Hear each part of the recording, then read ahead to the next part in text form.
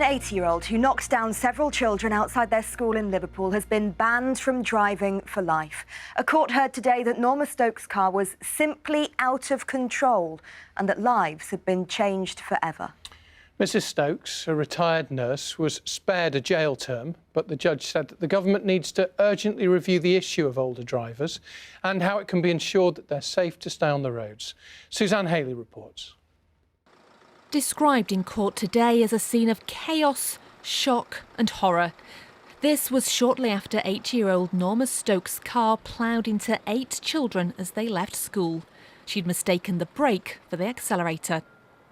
The judge described how onlookers believed the person behind the wheel to be an aggressive driver, a motorist with complete disregard for others. Such was the mayhem and carnage.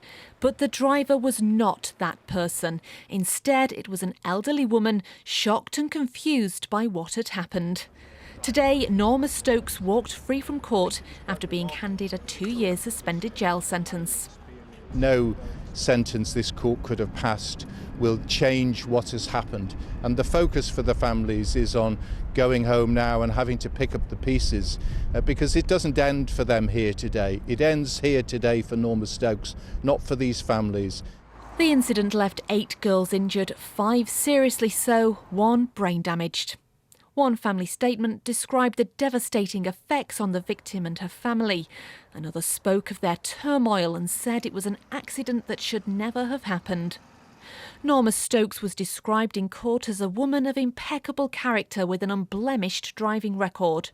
His Honour Judge Aubrey QC said the case illustrates the need for the government to review the processes of permitting the elderly to drive.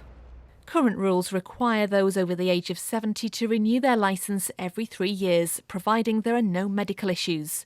The judge highlighted how Mrs Stokes had expressed sorrow and remorse.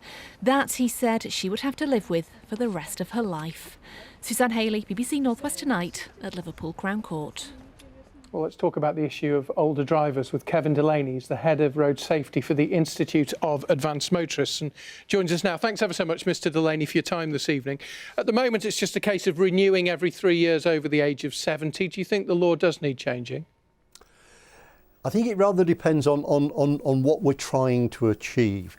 Let me first of all say that whether the judge realised it or not, in fact a government-sponsored older drivers working party has been looking at this issue for some considerable time now and is actually due to report in the month, in the coming months. In fact, and they're expected to raise the age, aren't they, to 75?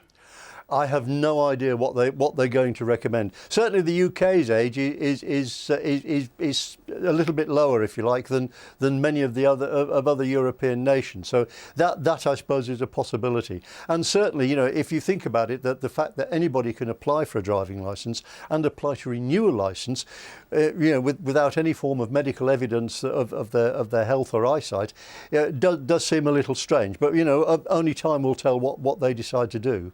So, but from what you've just said, I get the impression, because at the moment it's a self-referral thing, isn't it? People are legally obliged to say if they've got a problem, but many people perhaps don't realise they have an issue that they need to report.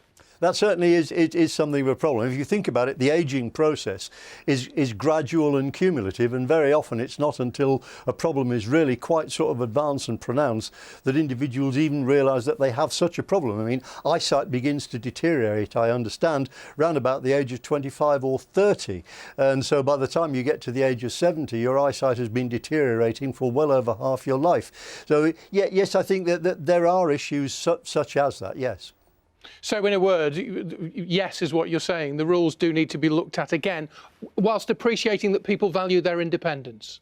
Now, I think we have to be clear about this, that older drivers actually are among, perverse as it may sound in this case, amongst the safest group in general on the road. You are much more likely to be knocked down and injured by somebody other than an older driver. So I think, before we start sort of deciding on having some form of compulsion, we need to look at alternatives to actually make it easier for older drivers to continue to drive, provided they can do so safely and without endangering other road users. And that certainly would be the IAM Road Smart policy. OK, Kevin Delaney, thank you very much indeed. We're very grateful to you.